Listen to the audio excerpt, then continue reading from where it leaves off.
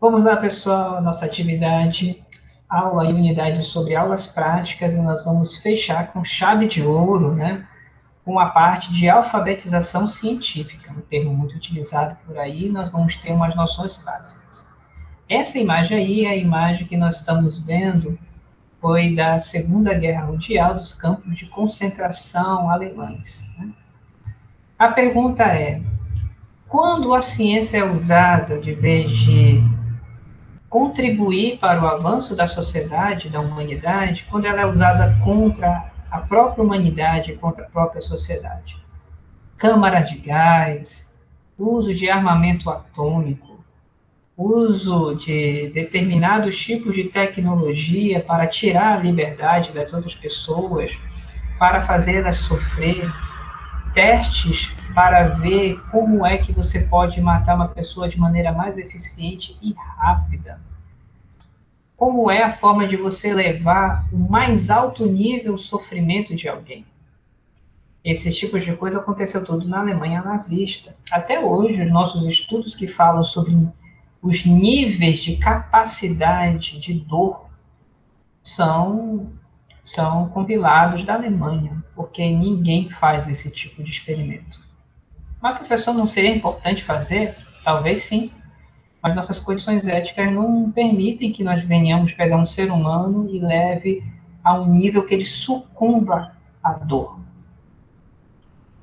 Então, quando aquela ferramenta humana, uma das maiores construídas pela humanidade, que é a ciência, ela é usada contra nós, a própria humanidade. Então, pessoal, a alfabetização científica, ela tem essa ideia. Qual é a principal questão? É como nós levamos a ciência para uma melhor construção da nossa própria sociedade, como uma ferramenta para o avanço tecnológico e científico, sim. Só que a gente tem que entender que ela é uma ferramenta usada por seres humanos. E como toda ferramenta, você pode utilizá-la para coisas proficientes ou para coisas negativas, né? Até brinco, uma faca é utilizada por um açougueiro para fazer cortes maravilhosos de carne que você vai comer na hora do almoço, na janta, numa festa. Essa mesma faca pode ser usada para um assalto. Aqui, por exemplo, uma tecnologia muito falada atualmente, o uso de máscaras para ambientes abertos ou para ambientes no qual você vai ter que interagir com pessoas que você não sabe se estão doentes de Covid-19. Então, pessoal, houve um desencanto da era moderna. A era moderna prometeu que a ciência ia resolver todos os problemas da humanidade. Houve uma substituição da religião institucional, cristianismo, islamismo, judaísmo e diversas outras, né? Que colocavam uma salvação ligada a uma escatologia, um escatom na frente, né? E foi colocado as grandes descobertas modernas e uma grande esperança no próprio homem. Especialmente que o homem seria capaz de escolher o seu caminho, a ideia de autonomia humana, e que essa autonomia o homem sempre ia fazer escolhas para o seu florescimento, para a sua felicidade, né? Se lembra lá das nossas primeiras aulas sobre modelos pedagógicos, sobre telos, né? Que seria a construção desses bens para a sua felicidade, né? O homem seria capaz de fazer isso sozinho. E a ciência foi uma das grandes molas que deu essa esperança, né? Então, se criou vários tipos de ideologias, que são sistemas de pensamento que dirigem a visão das pessoas, fazendo com que a realidade você venha estar observando com facilidade determinados traços e ignorando outros traços. Eu falei para vocês várias vezes, a realidade é muito complexa. As ideologias nos ajudam a selecionar os traços que nos interessam e colocá-las em evidências para analisar o contexto em geral, né? A ideia da autonomia do pensamento humano, que seria o racionalismo, e até hoje você vai ver muito aí pessoal falando, eu escolho meus caminhos e tal, né? A ideia é que ele é capaz de ter um pensamento autônomo sobre a sociedade, que pode fazer o seu caminho, às vezes até sem a própria sociedade, né? Isso levou à construção de determinadas ideologias. A primeira é o cientificismo, uma fé que a ciência vai descobrir tudo e vai ser tudo para todos, né? O tecnicismo, que é uma ideia que a tecnologia vai superar todos os limites humanos. Um dia não morreremos, seremos transformados em cartuchos e trocaremos somente de corpos. Ou então outros vão conseguir uma espécie de elixir da eternidade que você nunca envelhece. Né? Quem quiser assista Black Mirror, né? Algumas séries de desenho também da Netflix, né? Se não me engano, Love, Death, Robo, né? Mostra muitos filmes assim, desenhos mostrando essa utopia, né? A utopia nada mais é do que uma forma de escatologia, e a escatologia é um estudo de fim dos tempos, né? E o progressismo que alimenta essas duas, a ideia é que o homem sempre melhora. O homem sempre está melhorando, sempre está avançando. O homem sempre se aperfeiçoa e a sociedade está sempre avançando. Uma visão ingênua, por exemplo, que a sociedade de hoje é melhor do que a sociedade de tempos atrás. Como se o homem de hoje fosse melhor do que os homens de tempos atrás. Se você está ouvindo isso e está se mexendo da cadeira, achando algo estranho, é porque possivelmente você mesmo já adotou alguma dessas ideologias. E é normal, pessoal. Elas são, vamos dizer assim, a religião terapêutica vendida pelo mercado atualmente. O cientificismo, o tecnicismo e o progressismo. São as nossas bebidas ideológicas que alimentam as nossas esperanças para acreditar que haverá um futuro melhor. Professor, o que tem a ver com a alfabetização científica? Primeiro, são os modelos de conhecimento que nós trabalhamos, né? Aquela ideia que levou ao fracasso da Primeira e Segunda Guerra Mundial, que trouxe uma grande desilusão sobre o papel da ciência para direcionar a vida das pessoas, tanto na parte política, ética, em todos os campos, ela foi pensada no modelo tradicional. Qual é esse modelo tradicional? Ele é linear e é científico ao social. Tudo que eu produzo na ciência, ela vai um dia chegar na sociedade. E ela vai mudar a sociedade por chegar na sociedade, né? Esse modelo, ela produz as tecnologias num vínculo junto com o Estado, né? Tanto que você vê que quem produziu essas tecnologias foi o governo nazista, de Stalin na Rússia, né? Mussolini na Itália, presente com aquela ideia de fascismo, nazismo, né? Colocando a ideia do nacionalismo e do proletariado, no caso, a questão de você colocar uma classe única, né?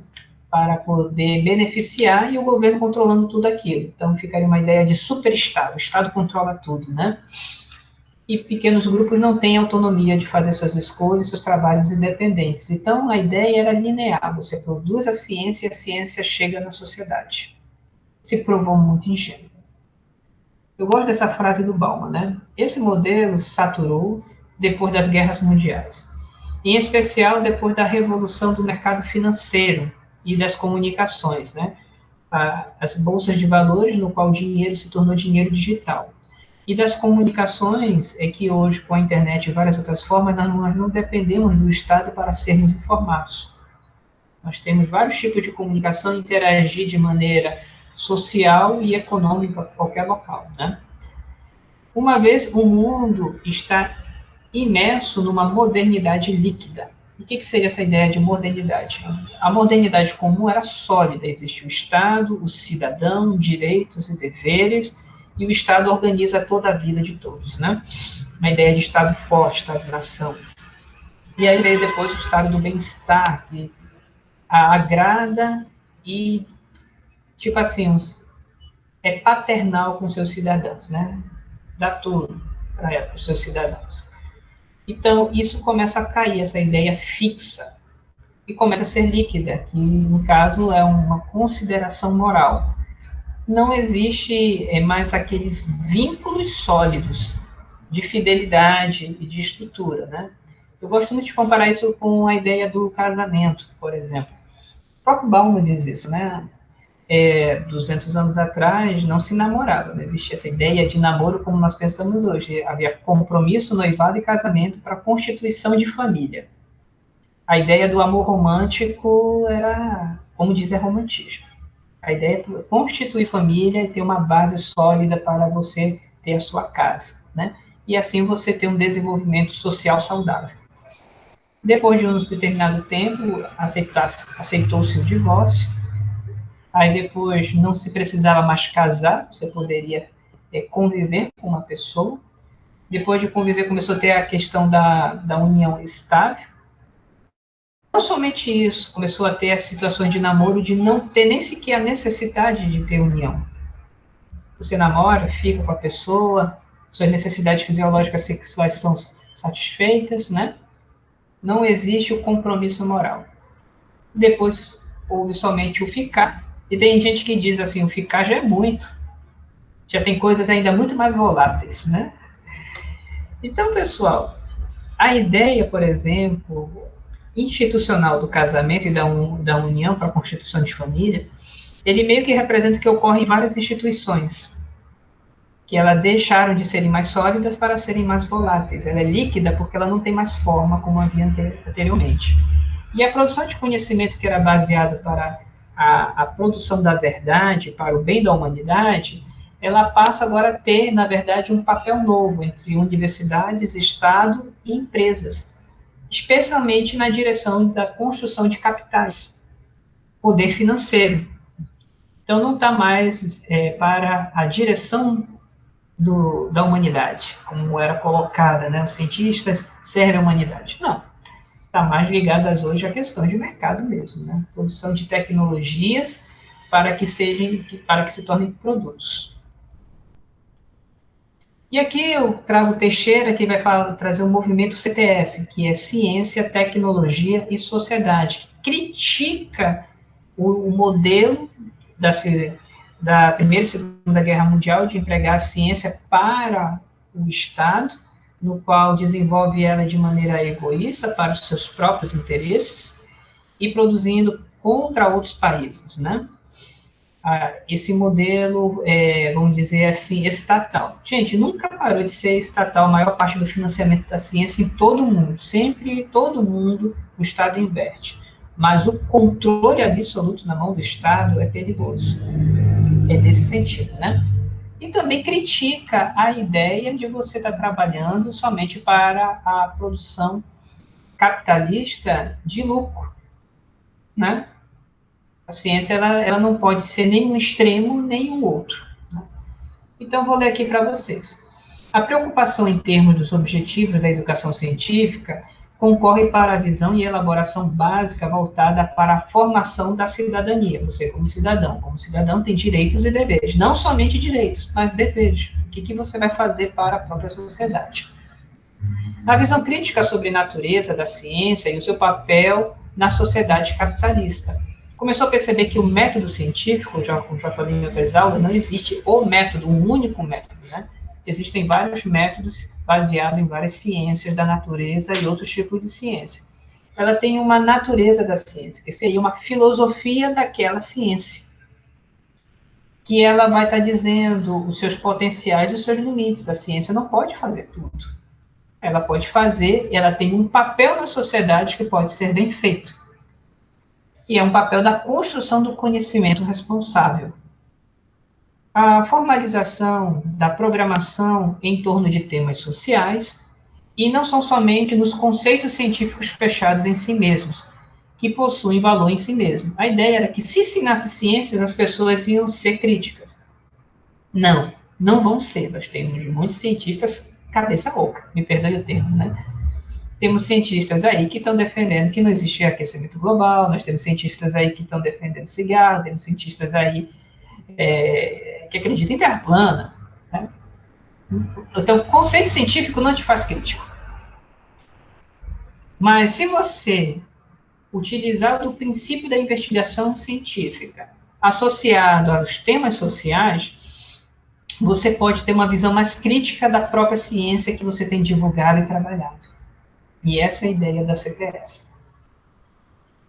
A grande preocupação com estratégias de ensino, efetivamente, que promovam a interdisciplinaridade e a contextualização. Quer dizer que você não fique fechado na biologia, mas você converse com a física, com a química, com as ciências sociais, com as ciências humanas, com outros tipos de conhecimento, conhecimentos tradicionais, conhecimentos religiosos.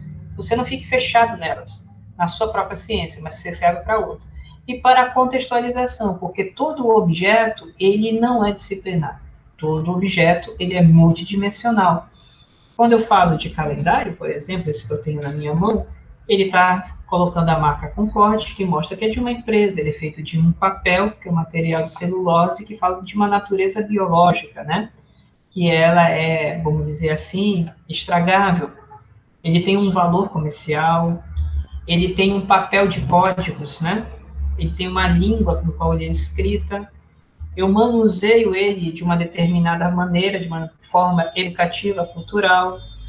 Ele tem o papel de me orientar espacialmente no tempo.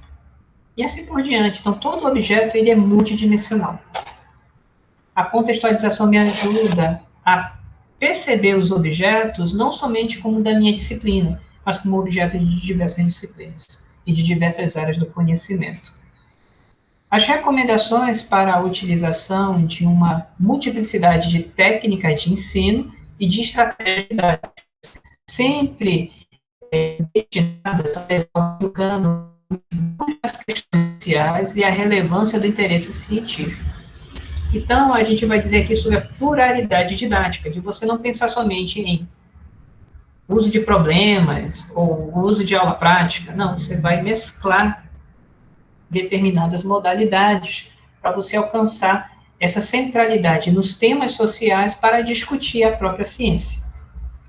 A postulação sobre a necessidade, as alterações do perfil do docente, né, advogando as modificações nos cursos de formação de professores, esses que vocês estão tendo, e na implantação de programas sistemáticos de formação em serviço, aqueles que já estão formados fazerem a sua formação enquanto já são professores. E além da capacidade permanente de os professores, ofereça a oportunidade de interação de ensino e pesquisa didática, fazer pesquisa na área de ensino. Quais são as concepções alternativas que os alunos têm, o que eles trazem? E como é que nós podemos trabalhar determinadas modalidades? Fazer uma pesquisa didática sobre isso. E é importantíssimo, né, para informar outros professores sobre quais são as concepções alternativas e quais são as estratégias que naquele contexto foram produtivas. Aqui vamos trazer alguns conceitos básicos, né? Primeiro, o que é uma educação em ciências? Eu vou trazer aqui o conceito do professor Antônio Moreira, né? Tem como objetivo que o aluno ele venha compartilhar significados no contexto das ciências, ou seja, interpretar o mundo desde o ponto de vista das ciências. Quer dizer que existem outros pontos de vista, como falei, do senso comum, das tradições, da religião, da filosofia, de outros campos, do conhecimento pessoal. Mas a educação em ciência, ele compartilha o contexto do ponto de vista das ciências. Manejar conceitos, leis, teorias científicas, abordar problemas, raciocinando cientificamente. Hipótese, levantamento referencial, uso de técnica, forma analítica e conclusão, né? Abordar problemas, raciocinando cientificamente, identificar aspectos históricos, epistemológicos, que seria como é aquele conhecimento é formado, sociais, culturais das ciências. Então, para ele, isso é educação em ciências. Quer dizer, fazer uma educação a partir dos pressupostos da ciência. Toda educação é assim? Não. Toda educação quer dizer, uma educação é um processo formativo de condutas, valores e processos. Ele tem um foco. No caso aqui, educação em ciências é dentro do foco das ciências. A alfabetização científica e tecnológica. Trazemos aqui um autor francês chamado Fourier. Ele vai falar que a alfabetização científica e técnica, primeiro, a formação, ela é científica, o desenvolvimento da leitura da realidade, a partir do ponto de vista da ciência, e a visão crítica e criativa enquanto cidadão da sociedade. Então, ele vai emprestar das teorias científicas para ajudá-lo a ler o mundo, do ponto de vista da sociedade, mas usando a ciência.